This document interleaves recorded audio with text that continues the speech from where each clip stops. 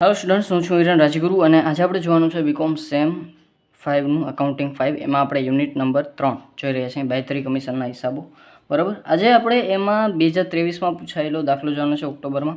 શું કહેવા માગે છે? શિવ લિમિટેડની સત્તાવાર થાપણ ₹10નો તેવા 5 લાખ શેરોની બનેલી હતી, જે પૈકી કંપનીએ 40% શેર 10% પ્રીમિયમે જાહેર જનતા માટે બહાર પાડેલ છે. ભરણાની સંપૂર્ણ બાંયધરી મયંક, મયુર અને મહેશે નીચે મુજબ આપી હતી. મયંક 50%, મયુર 30% અને મહેશ 20% પર્સન્ટેજ આપેલા છે. આ ઉપરાંત બાંયધરી દલાલોએ આપેલ નિશ્ચિત બાંયધરી નીચે પ્રમાણે છે. મયંકે 10,000 શેર, મયુર 6,000 શેર અને મહેશે 4,000 શેર. કંપનીને નિશાનીવાળી અરજીઓ સહિત પણ નિશ્ચિત બાંયધરી સિવાય કુલ 1,80,000 શેર માટેની અરજીઓ મળી હતી, જેમાં નિશાનીવાળી અરજીઓ નીચે મુજબ હતી. મયંકે 80,000 શેર, મયુર 40,000 અને મહેશ 40,000 શેર. જો નિશ્ચિત બાંયધરી દલાલોને જમા આપવામાં આવતી હોય તો દરેક બાંયધરી દલાલની વ્યક્તિગત જવાબદારી નક્કી કરો. કંપની ધારાની જોગવાઈ મુજબ દરેક બાંયધરી દલાલની ચૂકવવાપાત્ર કમિશનની ગણતરી કરો અને શિવ લિમિટેડના ચોપડે આમનોંધ લખો. કંપની ધારાની જોગવાઈ મુજબ દરેક દલાલને ચૂકવવાપાત્ર કમિશનની ગણતરી કરો. આ મુદ્દો આપણા માટે નવો છે. બાકી આપણે જેમ કરતા હતા એવી જ રીતે દાખલો કરવાનો છે, કાંઈ નવું નથી. બરાબર છે. ચાલો તો દાખલા સ્ટાર્ટ કરીએ. આપણે સૌ પ્રથમ આપણે પત્રક બનાવી લેશું, વિગત મયંક, મયુર, મહેશ અને કુલ. ચાલો તો સૌ પ્રથમ આપણે છે એ કુલ જવાબદારી નક્કી કરી લઈએ. હવે જો એમાં 50, 30 અને 20 એટલે કે એના આપણે 5:3:2નું પ્રમાણ કહી શકીએ. 5:3:2. બરાબર, ખાલી આપણે યાદ રાખવા માટે જવાબદારીનું પ્રમાણ છે. હવે સૌ પ્રથમ આપણે કુલ જવાબદારી કેટલી છે? તો કે બધી જવાબદારી છે. એની એમ કીધું છે કે 5 લાખ શેરોની બનેલી છે સત્તાવાર થાપણ. સત્તાવાર થાપણ એટલે શું? તો કે સત્તાવાર થાપણ એટલે મેક્સિમમ શેરની સંખ્યા જે કંપની છે પોતાના આયુષ્ય દરમિયાન બહાર પાડી શકે છે. બરાબર, એના મેમોરેન્ડમ ઓફ એસોસિએશનમાં એટલા શેર છે એ રાખતી હોય છે. 5 લાખ શેર સુધી બહાર પાડી શકશે, પણ આ વખતે એના 40%, 10% પ્રીમિયમે બહાર પાડે છે. એટલે કે 5 લાખ શેરના 40%, તો 5 ચોક 20, 2 લાખ શેર છે એ બહાર પાડે છે અને બધી જવાબદારી આપણા દલાલો લે છે. એટલે કુલ જવાબદારી થશે 2 લાખ. બરાબર છે, 2 લાખ શેરની કુલ જવાબદારી થશે. અને એના 5:3:2માં આપણે જો વેચી નાખીએ, 5 ને 3 8 ને 2 10 એટલે કે 20,000, એટલે કે ડિવાઈડ બાય 10 એટલે કે 20,000 અને 20 50 100 એટલે કે 1 લાખની જવાબદારી મયંકની થાય. 20 તેરી 60, 60,000ની જવાબદારી મયુરની થાય અને 20 દુ 40, 40,000ની જવાબદારી મહેશની થાય. બરાબર, તો આવી રીતે આપણે જવાબદારી વહેંચી લીધી. હવે સૌ પ્રથમ નિશ્ચિત બાંયધરી આપણે કુલ જવાબદારીમાંથી પહેલાં આપણે બાદ કરવું પડશે. આપણે છે એ શું? તો કે નિશાનીવાળી અરજીઓ. બરાબર, જો એને કીધું છે કે નિશાનીવાળી અરજીઓ સહિત પણ નિશ્ચિત બાંયધરી સિવાય 1,80,000 શેર માટેની અરજી મળી છે. ટોટલ કેટલી મળી છે? 1,80,000 અરજી મળી છે. નિશાનીવાળી અરજી છે પણ નિશ્ચિત બાંયધરી એમાં ઇન્ક્લુડ નથી. તો 1,80,000 શેર માટેની અરજી છે, એમાં નિશાનીવાળી અરજીઓ છે, તો બાદ આપણે પહેલાં નિશાનીવાળી અરજીઓ કરશું.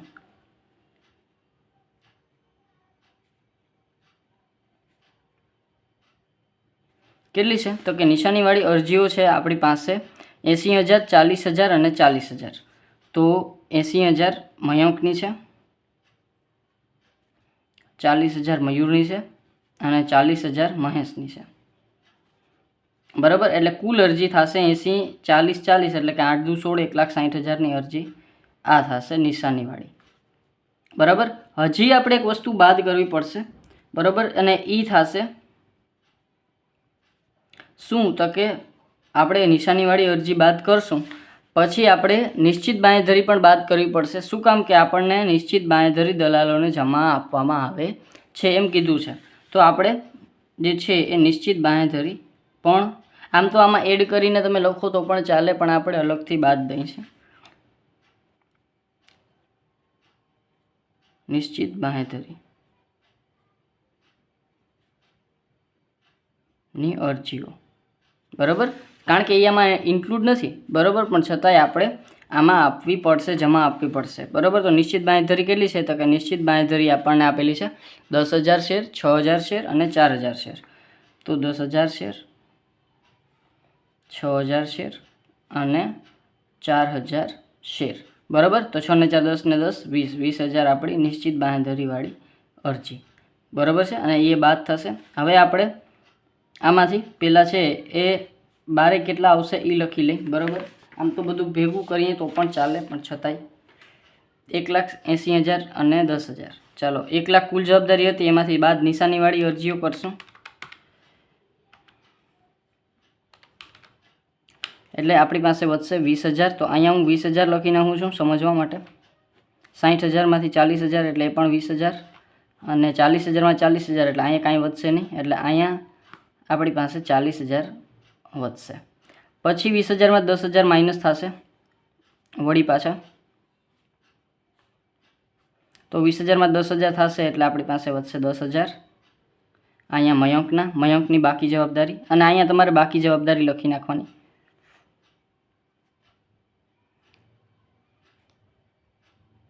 બરાબર છે, જેથી કરીને તમને વધારે સમજાય. 20,000માં 6,000 જાય, 14,000 આની બાકી જવાબદારી. અને અહીંયા કાંઈ નહોતું, 4,000ની બાકી જવાબદારી ઉદ્ભવી છે, તો 4,000 અહીંયા, બરાબર. 40,000માંથી 20,000 માઇનસ થશે એટલે અહીંયા વધશે 20,000, બરાબર છે. ચાલો તો 10,000 10,000 20,000 થશે, બરાબર છે. ચાલો હવે જો આનો મહેશનો વધારો આવ્યો છે, બરાબર છે. મહેશનો વધારો છે એ આપણે આ બે વચ્ચે વેચશું, પણ અત્યારે નહીં. પહેલાં આપણે જે નિશાની વગરની અરજીઓ છે એને આપણે કોના વચ્ચે, તો કે આ લોકોની જવાબદારીના વચ્ચે આપણે વહેંચી નાખશું. તો અહીંયા આપણે લખશું બાદ નિશાની વગરની અરજી,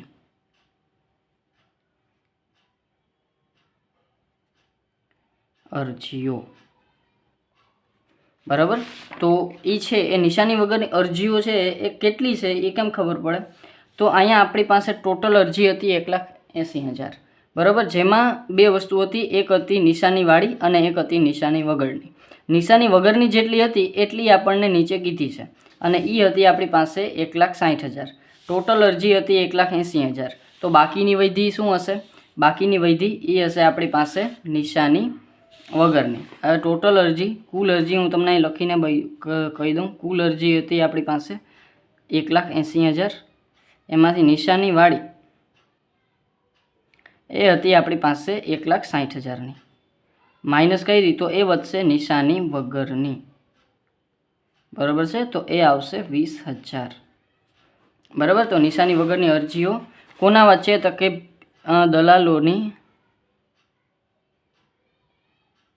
જવાબદારીના પ્રમાણમાં,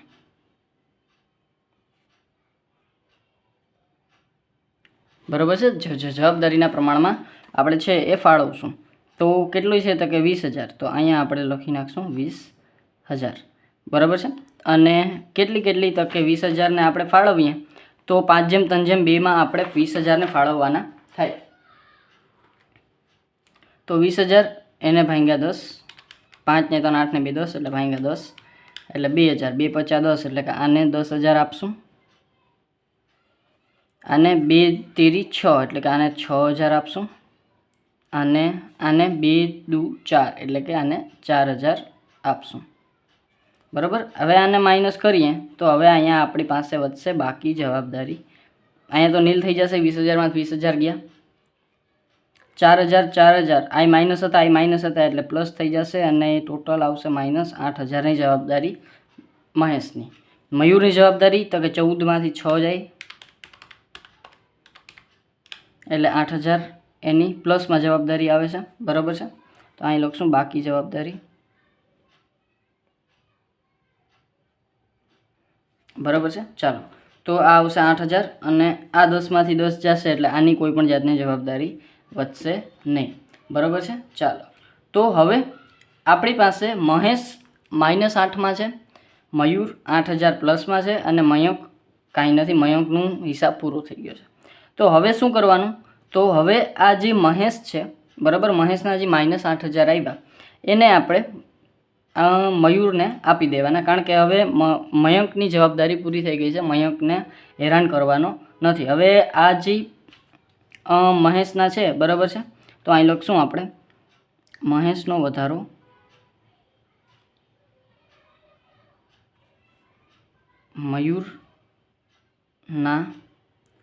મયુરને ફાળવતા, બરાબર, કારણ કે મયુરની જવાબદારી જે 8,000 શેર પૂરતી છે અને મહેશને 8,000 માઇનસમાં છે, એટલે એને આપણે આપી દઈશું -8,000, બરાબર, અને અહીંયા +8,000, અને અહીંયા તો કાંઈ છે નહીં, અને આને કાંઈ આપવાનું થશે નહીં, બરાબર. એટલે આ થઈ જશે આપણી પાસે 8માંથી 8, બરાબર, આ નહીં દેશ, આ નહીં દેશ, આ નહીં દેશ, અને આ નહીં દેશ, બરાબર. તો મયુરને ફાળવતા આપણે છે એ 8,000 થઈ જાય. તો હવે આપણી પાસે જે જવાબદારી છે, આખરની જવાબદારી, બરાબર છે, વ્યક્તિગત ખરેખર જવાબદારી, તો એ આપણી પાસે શું આવશે તો કે ડેશ આવશે બધીમાં, બરાબર છે. આ હું વધારે કરું છું, બરાબર, કારણ કે અહીંયા લીટી છે એ મારી વધારાની આવી ગઈ છે. ખરેખર જવાબદારી આપણે હવે કોઈની કાંઈ વધતી નથી. હવે આપણે નિશ્ચિત બાંયધરી આમાં ખાલી રાખવાની છે, કારણ કે ભવિષ્યમાં ક્યારેક કદાચ કંપની બીજા શેર બહાર પાડે તો નિશ્ચિત બાંયધરી એની એટલી છે એટલું આપણે કહેવા થાય, કારણ કે ગણતરી તો આપણે આના ઉપરથી જ કરવાની થશે. તો આ આપણે ખરેખર જવાબદારી આવી. ખરેખર જવાબદારી અથવા તો તમે એને સામાન્ય જવાબદારી, આપણે સામાન્ય જવાબદારી કહી દઈએ, સામાન્ય જવાબદારી કહી શકો, કોઈની કાંઈ જવાબદારી બનતી નથી. પછી આપણે નિશ્ચિત બાંયધરી એડ કરશું.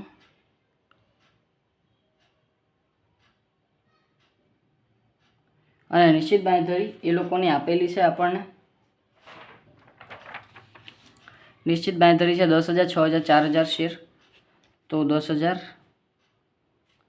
6,000 અને 4,000 શેર ટોટલ થશે 20,000 શેરની એની નિશ્ચિત બાંયધરી થશે, બરાબર છે. અને એ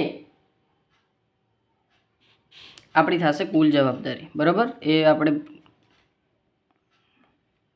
કુલ જવાબદારી કોની તકે 10,000 આપણી, આની 6,000 મયુરની અને 4,000 મહેશની, ટોટલ 20,000ની જવાબદારી. પણ એને આપણે ધ્યાનમાં દેવા નથી, આપણે જે ઉપર જવાબદારી આપી એને ધ્યાનમાં દેવાનું છે. ચાલો, એક મુદ્દો નવો હતો કે જે ભાઈ આપણી પાસે જે ભાગીદાર હોય, એક ભાગીદારની જવાબદારી પૂરી થઈ જાય તો આપણે શું કરવાનું, તો કે બાકીના ભાગીદારો વચ્ચે જ આપણે ફાળવવાનું રહે. ચાલો, તો આ વસ્તુ થઈ ગઈ. હવે આપણે છે એની ગણતરી કરી લઈ તો કે કમિશનની. તો અહીંયા લખશું આપણે બાંયધરી કમિશન. હવે જુઓ, આ દાખલોમાં આ એક કમિશનની જે પોઈન્ટ છે આપણો એ આપણે સમજવાનો છે, બરાબર. શું કીધું છે કે જો કંપની ધારાની જોગવાઈ મુજબ દરેક બાંયધરી દલાલને ચૂકવવાપાત્ર કમિશનની ગણતરી કરો, આવું કીધું છે. હવે કંપની ધારાની જોગવાઈ એવું કહે છે કે જો તમને દાખલામાં, બરાબર છે, કે જ્યારે તમારે પર્સન્ટેજ બાંયધરી કમિશનના ના આપેલા હોય, અત્યાર સુધી આપણે શું કરતા હતા કે બાંયધરી કમિશન ગણતા હતા, પણ કેના ઉપર, તો કે આપણે જે મૂળ રકમ હતી, બરાબર છે, એના ઉપર ગણતા હતા. દાખલા તરીકે અહીંયા મૂળ રકમ છે આપણી 2 લાખની, તો 2 લાખના આપણે જે તે ટકાવારી કાઢતા હતા, બરાબર. પણ અત્યારે આપણે શું છે તો કે તમને હું એક સ્ક્રીનશોટ પણ શેર કરું છું, બરાબર છે, જોઈ લેજો, બરાબર. એમાં આપણે લખેલું છે કે જ્યારે આપણે કમિશનની ટકાવારી ના આપેલી હોય ત્યારે આપણે શું કરવાનું, તો કે જે આપણું ઇસ્યુ પ્રાઇસ છે, ઇસ્યુ પ્રાઇસ એટલે જે પ્રીમિયમ સહિતની રકમ છે, પ્રીમિયમ સહિતની રકમ સાથે જ આપણે જે છે મેક્સિમમ પ્રાઇસ રેટ લેવાનો, બરાબર. એટલે કે મેક્સિમમ પર્સન્ટેજ લેવાના, એટલે કે પ્રીમિયમ સહિતની રકમના આપણે કમિશનની ગણતરી કરવાની. તો અહીંયા આપણે શેર મૂડી કેટલી છે, તો કે નીચે હું લખી નાખું, શેર મૂડી છે કેટલી છે, તો કે 2 લાખની, બરાબર છે. અને એને ગુણ્યા 10, એટલે કે શેર મૂડી થશે 10 રૂપિયાનો જ એક છે, બરાબર. એટલે કે 20 લાખ રૂપિયાની શેર મૂડી છે, બરાબર. અને પ્લસ આપણે પ્રીમિયમ થશે, બરાબર છે. અને પ્રીમિયમ છે 10%નું, એટલે કે 2 લાખ ગુણ્યા 1, બરાબર. 10%, રૂપિયાના 10% કર્યા છે એટલે એ થશે 2 લાખ રૂપિયા, બરાબર. અને પૈસા ઉપર જ પ્રીમિયમ હોય એ તો આપણને ખબર જ છે, એટલે કે 22 લાખ ઉપર આપણે પ્રીમિયમ ગણવાનું. અને પ્રીમિયમ કેટલું ગણવાનું, તો કે ભાઈ આ ઇક્વિટી શેર છે ને, ઇક્વિટી શેરમાં આપણે 5% પ્રીમિયમ આપવું પડે, બરાબર છે. તો 22 લાખ ગુણ્યા 5%, બરાબર. તો 5% કરીએ આપણે, તો 22 લાખ અને ગુણ્યા 5%, 1,10,000 આપણું શું થઈ જશે? પ્રીમિયમ થઈ જશે. બરાબર. હવે આ પ્રીમિયમને આપણે બધીની જવાબદારીના પ્રમાણમાં ફાળવી દઈ તો કોના કોના ભાગે કેટલું કેટલું આવશે? તો કે મયંક, મયુર, મહેશ અને બીજો ચોથો કોઈ છે નહીં. બરાબર. અને 5/3/2 એની જવાબદારીનું પ્રમાણ છે. તો 1,10,000 ભાગ્યા 10 એટલે કે 11,000. તો 11 × 5 = 55 એટલે કે 55,000 આને, 11 તેરી 33 એટલે કે 33,000 આને, અને 11 દુ 22 11 એટલે કે 22,000 આને. બરાબર. 5/3/2 આપણું પ્રમાણ હતું 1,10,000 ભાગ્યા 10 એટલે 11,000, 11 × 5 = 55, 11 તેરી 33, 11 દુ 22. બરાબર છે. આ આવી ગયા આપણા પ્રીમિયમની રકમ. બરાબર છે. હવે આપણે કયા દલાલને કેટલી રકમ ચૂકવવાની છે એ વસ્તુની વાત કરી લઈએ. તો અહીંયા આપણે કોઈપણ ભાગીદાર પાસેથી કોઈપણ વસ્તુ વસૂલ કરવાની રહેતી નથી. કોઈપણ ભાગીદારની કોઈપણ જાતની જવાબદારી બનતી નથી. એટલે આપણે માત્ર કમિશનના રકમની ચૂકવણી કરવાની રહેશે. નથી આપણે ભાગીદાર પાસેથી કાંઈ લેવાનું થતું નથી. એટલે મેઇનલી તમારે જેટલી આમનોંધ કરવી હોય એટલી થાય. બરાબર છે. છૂટી છૂટી આમનોંધ કરો તો વધારે થાય. પણ આપણે આમનોંધમાં હું નાની આમનોંધ કરું છું. બરાબર છે. તો સૌપ્રથમ પેલી આમનોંધ જે આપણે નોંધ કરીએ છીએ. બરાબર. ઇક્વિટી શેર અરજી સાથેના નાણાં મંગાવીએ છીએ. તો ઇક્વિટી શેરની પ્રીમિયમ સહિત રકમ મળતા. બરાબર છે. ઇક્વિટી શેરની પ્રીમિયમ સહિતની રકમ મળતા અરજી સાથે, પ્રીમિયમ સહિતની રકમ અરજી વખતે મળતા. બરાબર. તો કેટલી રકમ આપણે મળે છે? બરાબર. તો ચાલો પૂરેપૂરી રકમ કેટલી રકમ મળે છે? તો કે પૂરેપૂરી રકમ મળે છે. સર પૂરેપૂરી રકમ કેમ? કારણ કે અરજી તો આપણી 1,98,000 થઈ હતી, પણ આ લોકોએ નિશ્ચિત બાંયધરી સાથે બધી રકમ આપણી પૂરેપૂરી કરી દીધી છે. તો અહીંયા આપણે લખશું બેંક ખાતે ઉધાર. કેટલા? તો કે કેટલાની રકમ હતી? તો કે 22 લાખની પ્રીમિયમ સહિતની રકમ હતી. બરાબર છે. તો અહીંયા આપણે 22 લાખ મળી જશે. બરાબર છે. પછી તે કોના ખાતે? ઇક્વિટી શેર મૂડી ખાતે. કેટલા? તો કે 20 લાખ રૂપિયા. બરાબર. અને તે જામીનગીરી પ્રીમિયમ ખાતે.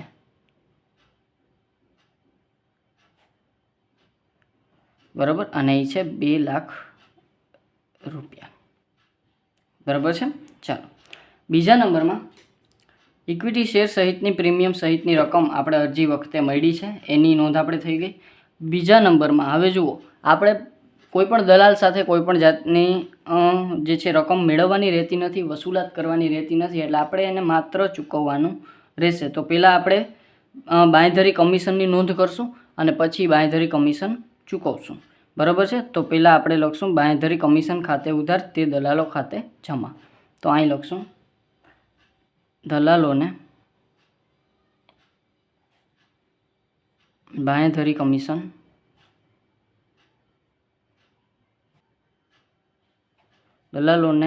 ચૂકવવાના બાંયધરી કમિશનની નોંધ કરતા.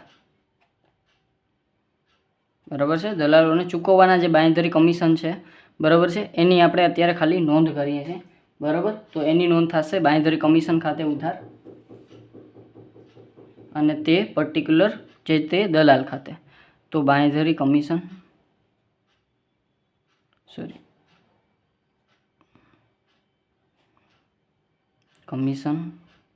ખાતે ઉધાર.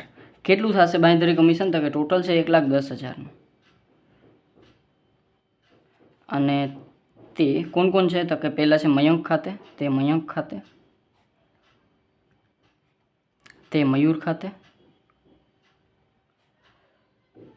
અને તે મહેશ ખાતે. ચાલો કેટલા છે એના? 55, 33 અને 22. તો 55,000, 33,000 અને 22,000. બરાબર છે. પછી ત્રીજા નંબરમાં લાસ્ટ આમ નોંધ, બરાબર. આપણે માત્ર ચૂકવવાનું જ છે કમિશન, બીજું કંઈ આમાં નોંધ બીજી લાંબી થશે નહીં.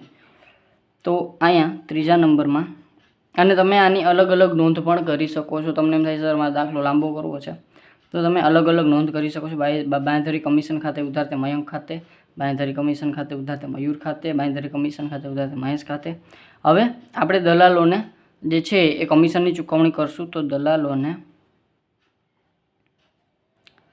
બાંયધરી કમિશનની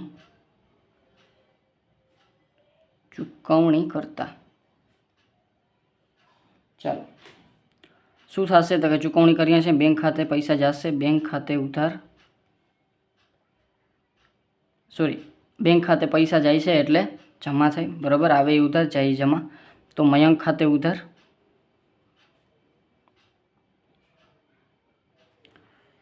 મયુર ખાતે ઉધાર, મહેશ ખાતે ઉધાર,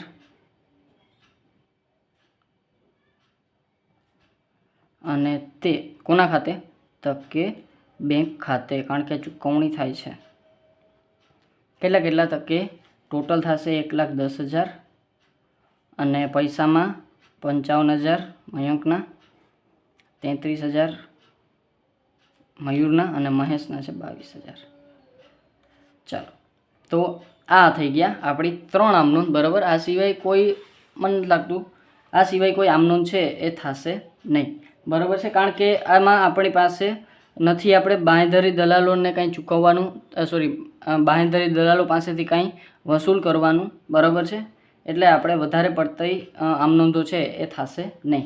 અને છૂટી લખો તો થોડીક આમનોંધ છે એ વધારે થાય, પણ એનું કંઈ કારણ નથી, બરાબર છે. આમનોંધ જેટલી થાય એટલી જ કરવાની, બરાબર છે. તો આ હતો એકદમ ઇઝી એવો, બરાબર છે, 2023માં પૂછાયેલો દાખલો, બરાબર. છતાં કાંઈ પણ જાતનો ડાઉટ રહી જાય તો મને કોમેન્ટ બોક્સમાં પૂછી લેજો, અને જો વિડીયો ગમ્યો હોય તો લાઇક, શેર, સબસ્ક્રાઈબ જરૂરથી કરી નાખજો. All the best for exams. Thank you.